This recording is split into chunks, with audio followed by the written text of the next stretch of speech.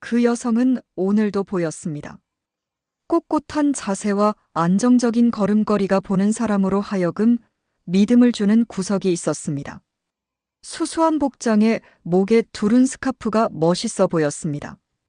준혁은 최근 구내식당에 한번 내려갔다가 유독 눈에 띄는 여직원 한 명을 봤습니다. 어딘가 낯이 익은 듯 했습니다.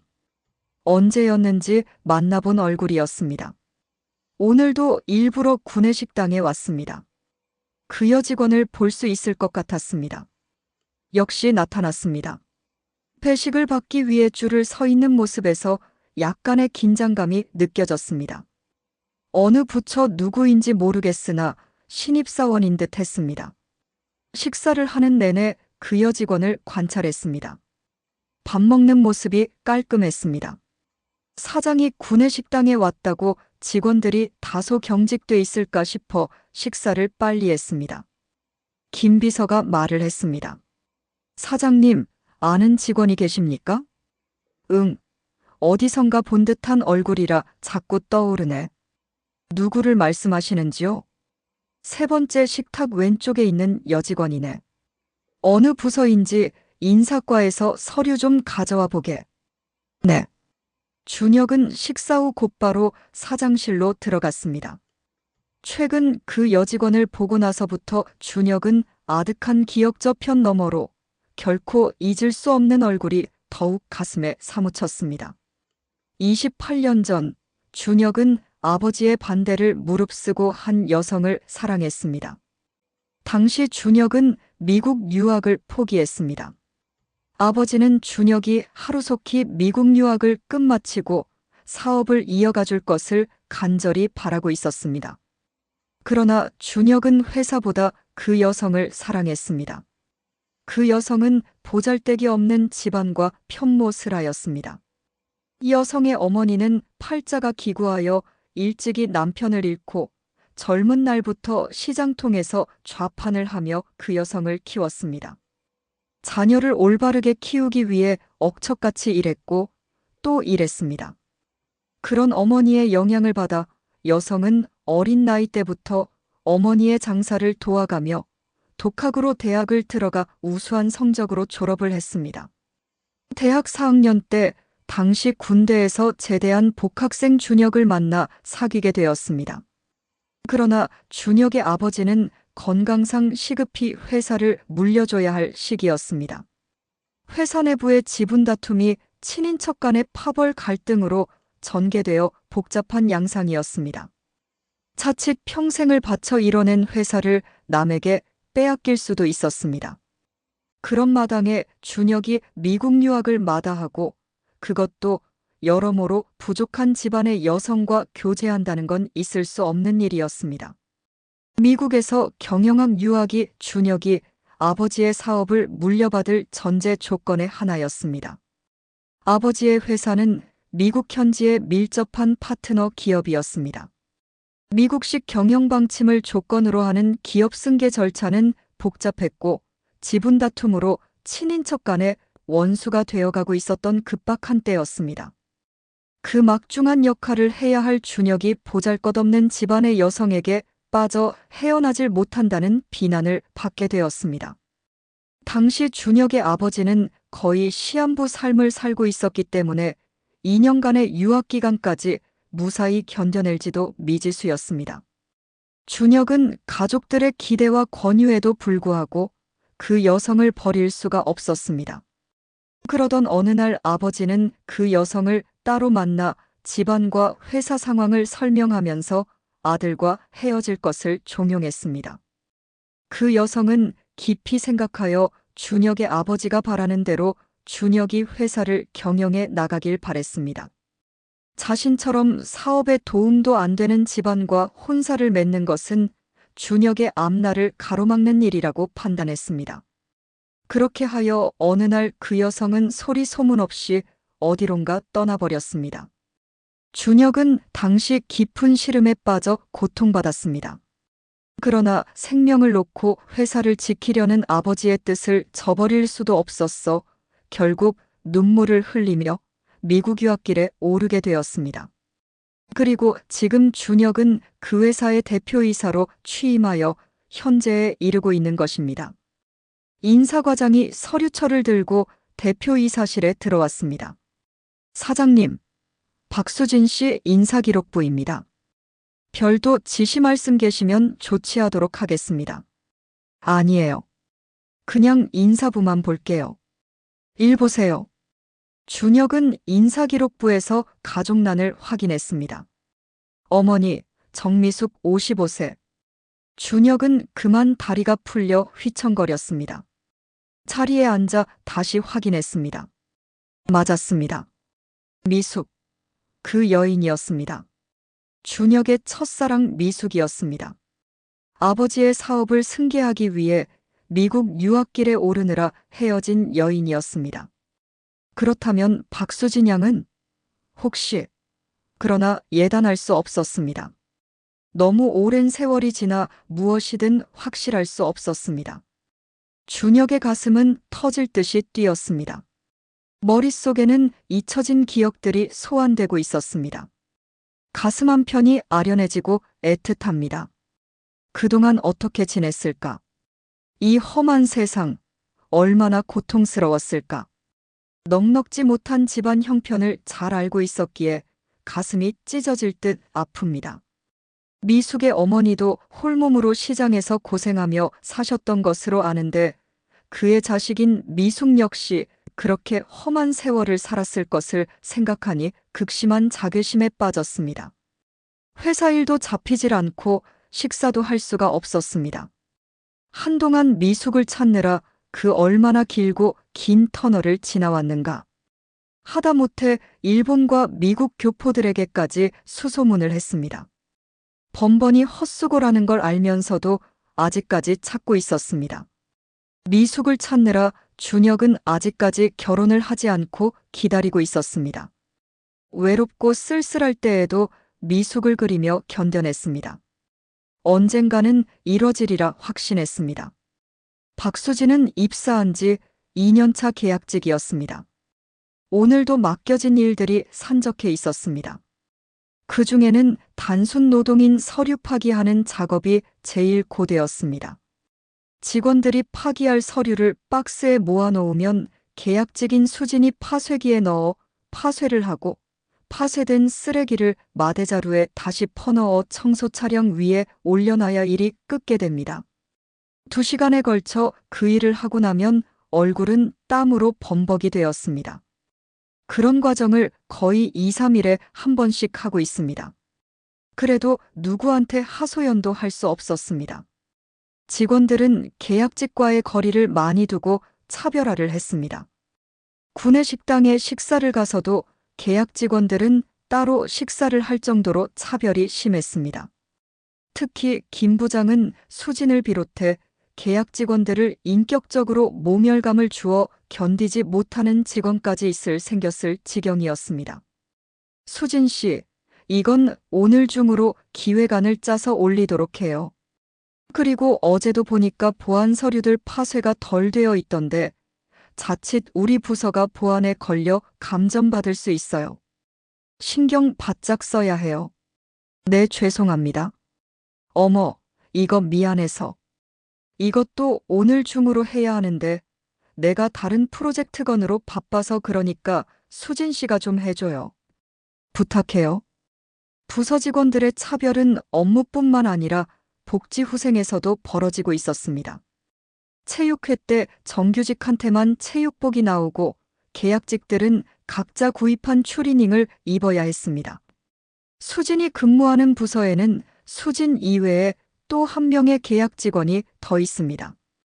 그 직원은 하루가 멀다 하고 그만두겠다는 말을 입에 달고 삽니다. 그럴 수밖에 없는 게 일이 너무 폭주해서 감당하기가 어려웠기 때문입니다. 업무의 차질이 빚어지면 그 후과는 전부 계약직이 감당해야 했습니다. 오늘은 그럭저럭 업무량을 채웠으나 정규직들이 자신들의 업무까지 전가해서 거의 제 시간에 퇴근하는 날이 없었습니다. 어느 날, 수진이 몸살이 심하게 걸려 고열에 시달리고 있는데 김 부장은 조퇴를 안 시켜주었습니다. 머리가 어지러워 도저히 업무를 수행할 수 없어 다시 한번 더 조퇴를 부탁했으나 거절당했습니다. 들어온 지 얼마 안 되는 계약직이 벌써부터 조퇴를 해버릇하면 어느 천년에 정규직이 된다는 말입니까? 여기는 조직 생활하는 회사입니다. 몸 좀 안 좋은 것 가지고 너무 엄살 털면 다른 직원들이 업무에 차질이 빚어집니다. 그날 오후 수지는 휘청거렸습니다. 직원들이 얼른 들어가 보라고 했지만 누구도 김 부장 앞에서 그런 말을 못했습니다. 결국 수지는 인사과에 찾아가 휴가를 이틀 냈습니다. 그리고 다음 날에 고열로 병원에 가서 링거를 맞고 누워 있었습니다. 그 와중에도 회사에는 이 사람 저 사람 전화를 해대 쉴 수가 없었습니다. 직원들이 자신이 해야 할 업무를 수진에게 시켜놓고 펑크가 나게 생겼다고 난리를 부리는 겁니다. 이봐요. 수진 씨, 남의 업무를 맡았으면 가타부타 대답을 해놓고 휴가를 가든가 해야지. 아무 말도 없이 가버리면 우린 어떻게 합니까? 죄송합니다. 내일 일찍 출근해서 제가 작성하겠습니다. 김 부장은 휴가라는 말에 노발대발 난리가 아니었습니다. 당장 전화를 해 한마디 했습니다.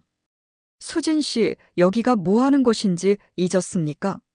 지금 한창 바쁠 때 휴가라니 상의도 없이 단독으로 그런 행동하면 어떻게 한 팀으로 일할 수 있습니까?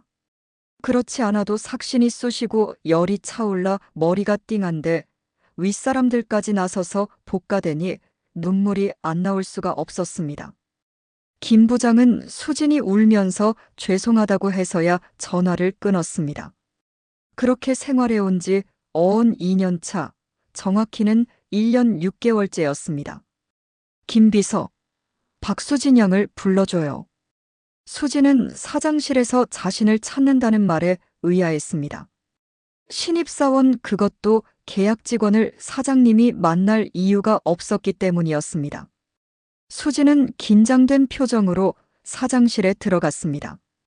이쪽으로 와서 앉아요. 수진은 똑 부러지고 차분한 인상이었습니다. 그녀의 말투와 눈빛, 조용한 미소가 자꾸 과거를 건드렸습니다. 입사한 지 2년 차 되던데 어때요, 회사 생활이? 불편한 거나 개선해야 할 것이 있으면 말해보세요. 사장과 1대1 면대를 해서 경직된 수진의 손가락이 살짝 떨리는 것이 보였습니다. 긴장할 필요 없어요. 업무 개선에 도움될 게 있으면 아무거나 괜찮아요. 저는 계약직이라 정규 직원과 다른 처우를 받고 있습니다. 그래서 동료 의식보다는 피해 의식이 있습니다. 구체적으로 어떤 차별이 존재하던가요? 주요 행사 때 계약직은 참여할 수 없습니다. 그리고 예를 들어 체육대회에 체육복 지급도 없습니다. 식사를 할 때도 따로 앉아 먹습니다. 은연중에 그게 관례처럼 굳어졌습니다.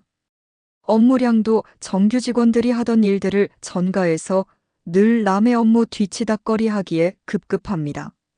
이래서는 창의적인 업무 능력이 나올 수 없습니다. 준혁은 속으로 생각했습니다. 미숙을 그대로 빼닮았다고.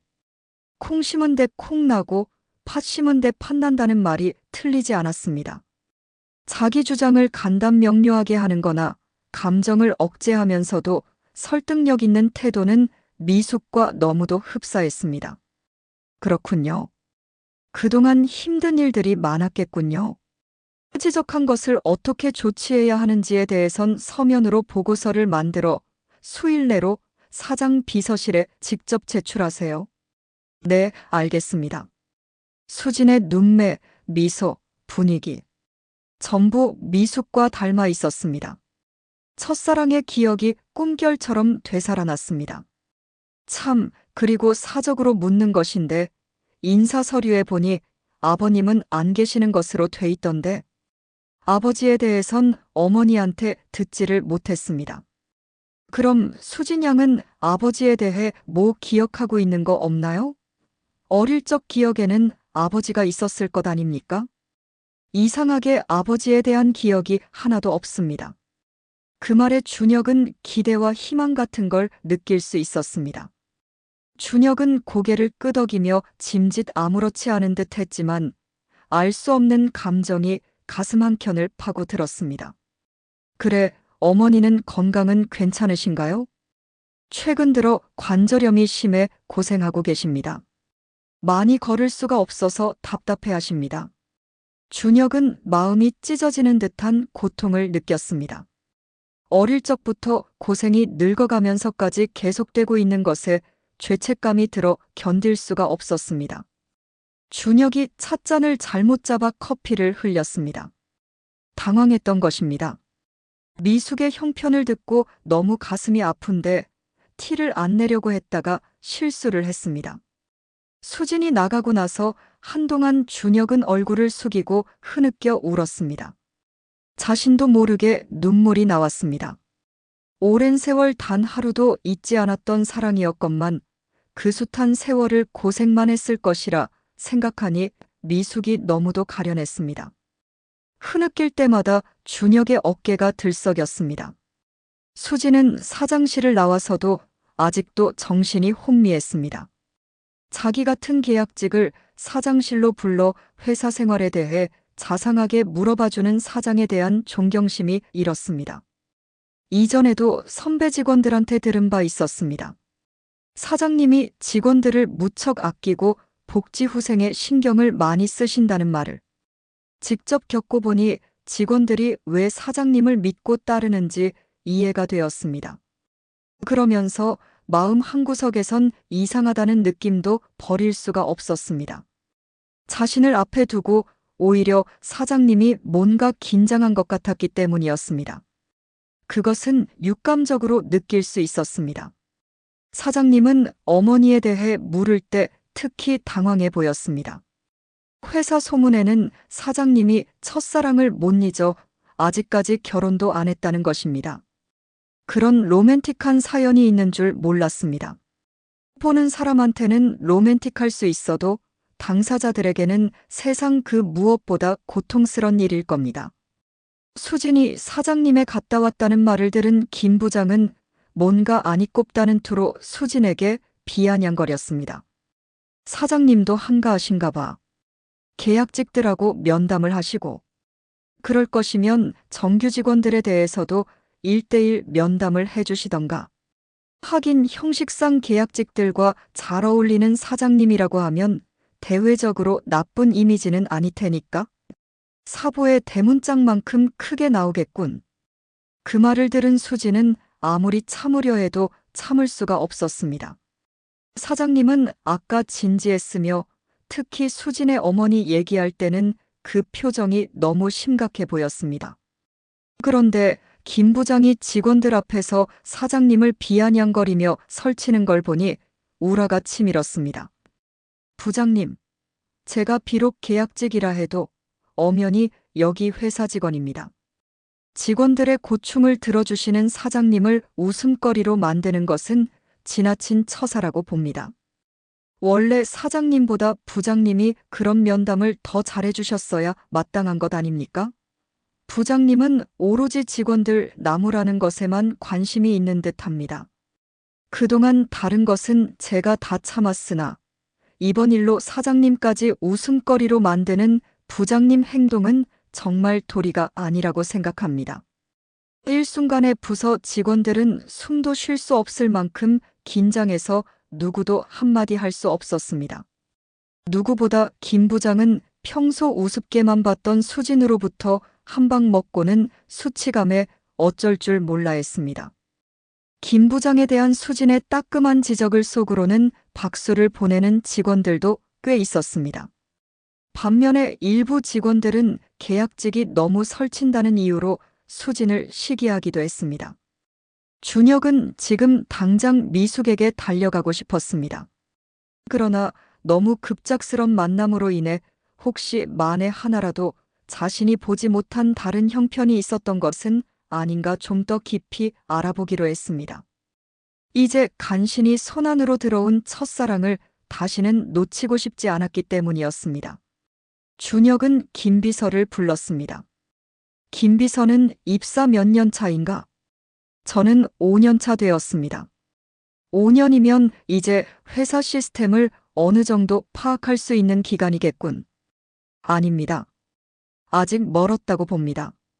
계약 직원들이 사내에 몇 명쯤 있나? 정확히는 몰라도 12여 명 있는 줄로 압니다. 그들에 대한 정규 직원들의 인식은 어떤 건가? 있는 그대로를 말해보게. 김 비서는 뒤통수를 만지면서 머뭇거렸습니다. 말하기 좀 그렇다는 신호인 듯 했습니다. 지금 생각해보면 차별적이었다고 말씀드릴 수 있습니다. 계약직들 중에서 정규직이 되는 사람이 늘어나면서 그들 때문에 자기들 자리가 위협받는다는 인식도 적지 않은 것 같습니다. 회사의 위화감을 조성하는 대표적인 사례가 되겠군. 그리고 정규직들이 자신의 업무까지 계약 직원에게 떠밀고 있다는 건 어떻게 된 일인가? 그건 개인의 인성적인 문제로 봅니다. 대다수 직원들은 그렇지 않은 걸로 알고 있습니다. 일부 직원들이 괜한 권위의식에서 계약직을 하위 직원으로 착각해서 부려먹는 일이 없지 않아 있는 것 같습니다. 김 비서는 그래도 일반적인 수준에서 말하는 것이겠지만 내 생각에는 속으로 들어가 보면 엄청나게 많을 것 같아. 남의 실적을 자신의 것으로 올리는 건 불공정한 행위로 징계받아야 할 짓이네. 김 비서는 사장의 엄한 질책에 놀랬습니다. 어지간해선 화를 내지 않는 분이라 갑자기 방 안 공기가 침울해졌습니다. 준혁은 미숙의 딸이 그런 불공평한 대우를 받고 있었다는 것에 분노가 일어났습니다. 그것도 자신의 회사에서 말입니다. 그렇잖아도 미숙에게 죄책감을 느끼고 있는 마당의 회사에서까지 그들 모녀에게 피해를 가했다는 것에 너무 화가 났던 것입니다. 김 비서를 내보낸 준혁은 수진의 말하는 태도와 억양 같은 것을 되새겨보면서 자신의 생각이 맞을 거라고 확신을 더해갔습니다. 준혁은 김 비서를 통해 미숙의 소재지 등을 자세히 파악해 두도록 지시했습니다. 준혁이 지시한 대로 수진은 보고서를 올렸습니다. 보고서를 결제 과정에서 김 부장은 수진의 독단적인 작성 내용을 지적하면서 결제를 거부하기도 했습니다. 그렇지만 사장님의 특별 지시로 이뤄지는 공식적인 일이라 지시를 묵과할 수는 없었습니다. 결국 김 부장도 도리 없이 물러섰고 보고서는 사장 비서실에 도착했습니다. 준혁은 보고서를 파악한 후 인사과장을 통해 며칠날 전 직원 화상회의를 개최할 것이라고 통지를 했습니다. 사태가 심각해진 것을 느낀 김 부장은 수진을 다독거렸습니다. 수진 씨, 내가 그동안 했던 말들은 수진 씨가 빨리 정규직이 되도록 응원하는 차원에서 싫은 소리를 좀 했다는 사실을 이해해줬으면 좋겠어. 네. 저도 부장님의 말씀이 뭔지 이해합니다. 하지만 회사의 잘못된 관행들은 하루속히 제거되어야 한다고 봅니다. 사장님께 제 말은 다 드렸습니다. 김 부장과 일부 고참 직원들은 이상한 분위기에 휩쓸려 기분이 착잡해졌습니다. 일이 이상한 방향으로 흘러가는 것 같았습니다. 준혁은 김 비서를 대동하고 미숙의 주거지로 향했습니다. 서울 외곽 허스름한 동네에 자리한 미숙의 거주지는 낡는 단독주택이었습니다. 대문도 다 망가져 형식상 대문이었습니다. 문을 열고 조심스럽게 안으로 들어간 준혁은 떨리는 목소리로 미숙을 찾았습니다. 여보세요. 아무도 안 계십니까? 그때 안에서 누구냐고 묻는 사람이 있었습니다. 그는 헝클어진 머리에 창백한 얼굴을 한 50대 중반의 여성이었습니다. 그녀가 현관을 여는 순간 준혁은 바로 미숙임을 알아봤습니다. 미숙, 나야 박준혁. 처음에는 누군지 모르는 것 같더니 금세 준혁을 알아봤습니다. 그리고 휘청거렸습니다. 준혁이 얼른 그녀의 몸을 받쳤습니다. 어느새 그녀의 눈에는 눈물이 그렁그렁했습니다. 준혁도 눈시울을 붉혔습니다. 두 사람은 포옹하고 한참 동안 서 있었습니다. 서로가 하고 싶은 말들은 많았지만 그 순간만큼은 어떤 말도 할 수 없었습니다. 두 사람은 하염없이 눈물만 흘렸습니다. 서로가 단 하루도 잊지 못했던 얼굴이었습니다. 정확히 28년 3개월 만에 보는 그리운 얼굴이었습니다. 세파에 찌들린 모습, 깊게 패인 팔자주름, 앙상한 목과 축 처진 어깨. 그렇게 사랑하고 오매불망, 잊지 못한 사람이 눈앞에 있는데 세월의 무심함에 또 놀랬습니다. 빛바랜 사진 한 장 없이 오로지 그 시절 각인된 모습만을 생각했다가 만난 미숙은 너무도 허약하고 측은했습니다. 자책감에 견딜 수가 없었습니다. 모든 게 자신의 탓만 같았습니다. 더 일찍 더 빨리 찾지 못한 자신의 무능과 무력감에 목이 메였습니다. 준혁이 떨고 있는 미숙의 두 손을 잡고 앉았습니다. 왜 나를 찾지 않았어? 내가 얼마나 찾아 헤맸는지 알아? 왜 숨어 살았어? 뭔 죄를 지었다고? 미안해요. 찾으면 안 될 것 같았어요. 준혁 씨 앞날에 내가 걸림돌이 될 것만 같았어요. 나는 아버지의 뜻을 이어받았지만 한편으론 아버지를 원망하고 살았어. 당신을 잃어버리고 나는 그때 절망했어. 그래서 미국에 가 한때 자포자기로 마약에도 손을 댔었어. 그렇지만 당신을 찾을 수 있으리라 생각하고 마음을 다졌어. 당신은 내 눈앞에 없었지만 영원히 내 마음 속에 있었어. 당신 때문에 지금의 내가 있게 되었어. 그것은 모두 진실이야. 하늘의 맹세코. 미숙은 고개를 숙이고 있었습니다. 어깨가 들썩이며 흐느끼는 게 들렸습니다. 나는 결혼을 하지 않았어. 당신만 기다렸어. 저도 결혼하지 않았어요. 그럼 수진이는? 네. 우리 아이예요. 수진이 하나를 위해 살았어요. 수진이는 나한테 준혁 씨나 마찬가지였어요. 그런데 수진이를 어떻게 알았어요? 수진이가 우리 회사에 근무하고 있었어. 우연히 수진이를 보고 당신을 떠올리게 되었어. 하늘이 맺어준 거야. 수진이가 준혁 씨 회사에 다니는 줄 꿈에 몰랐죠. 계약직이라고 어디 좋은데 계속 알아보고 있다고 하더니 그때 준혁이 농담식으로 말했습니다. 그래. 수진이가 다른 회사에 가려고 했단 말이야? 그랬으면 우리 만날 수 없었겠네. 준혁은 계약직에 대한 차별을 하루속히 없애야 한다고 다짐했습니다. 그리고 준혁은 미숙에게 이 사실을 수진에게 아직 알리지 말라고 부탁했습니다. 깜짝 이벤트가 있을 것이라는 말만 해줬습니다. 수진은 좌불안석이었습니다.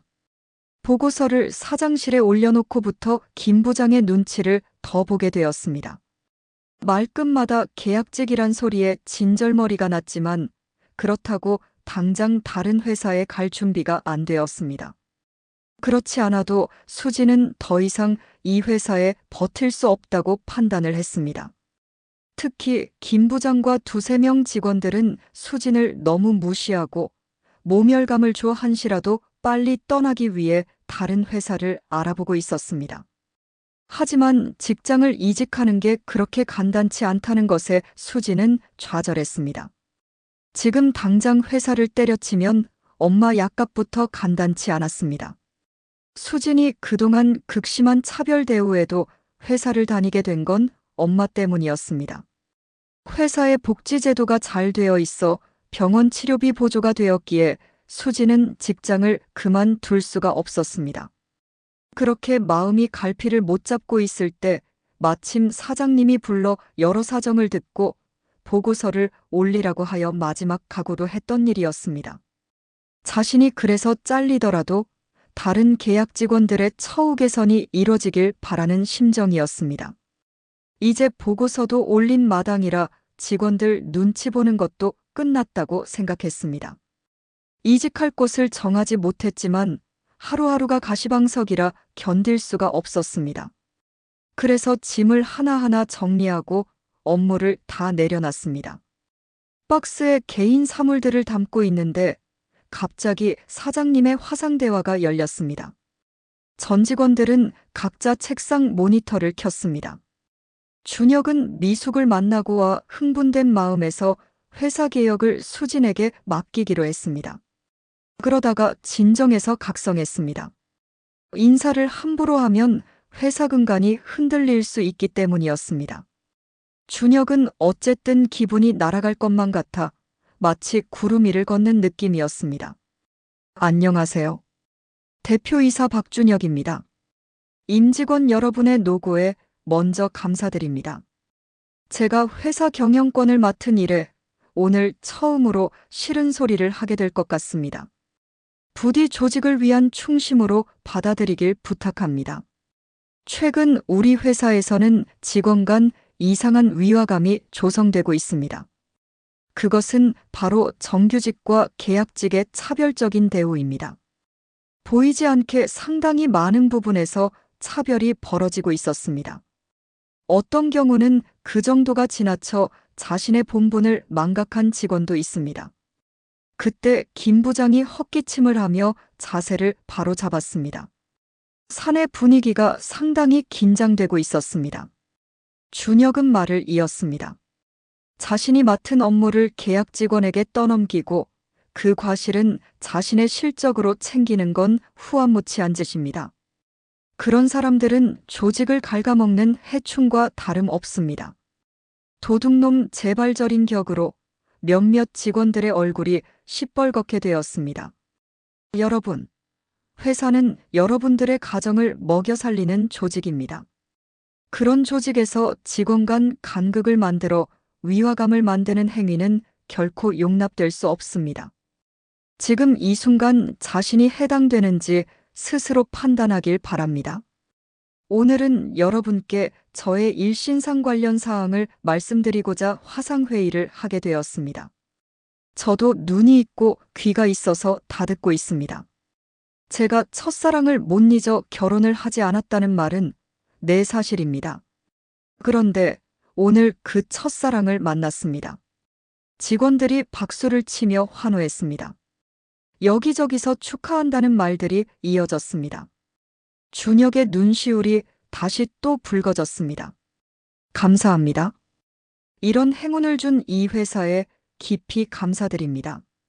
또 내 첫사랑을 찾는데 결정적인 역할을 해준 마켓 운영부 박수진 양에게도 감사의 말씀드립니다. 수진 양은 저의 친딸입니다. 직원들 모두 입을 막고 서로 쳐다봤습니다. 순간 수진은 이게 무슨 말인가 정신이 빠져버려 사리분별을 할 수 없었습니다. 자신의 아버지가 사장님이었다니. 세상에 이런 일이 있을 수 있단 말인지 도무지 이해가 안 되었습니다. 수진이 얼른 정신을 차렸을 때 수진의 얼굴에는 눈물이 흘러내리고 있었습니다.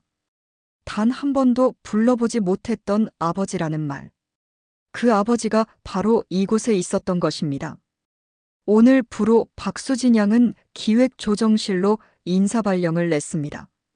수진 양은 다른 회사에 가지 말고 함께 근무해주기 바랍니다. 그 말에 직원들 모두 웃음으로 화답했고 수진은 얼굴이 붉어졌습니다.